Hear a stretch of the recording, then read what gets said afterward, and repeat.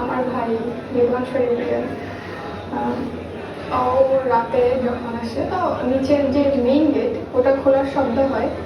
তো আমি জানি না যে ও নিচে আসে, তো আমি দরজার যে লুকিং মিররটা আছে তো আমি ওটা দিয়ে দেখি যে আমার ভাই আসছে কিনা।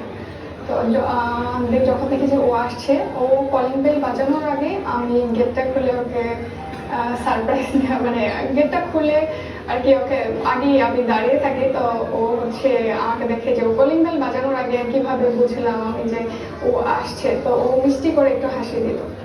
আমি এখনো এখনো দরজায় গিয়ে লুকিং মিরর দিয়ে দেখি যে আমার ভাই আসছে কিনা, কিন্তু ও আসলে আর 19 জুলাইয়ের পর আর আসে না, আর কখনো আসবেও না। তো আমি আম্মুকে বলছিলাম, আম্মু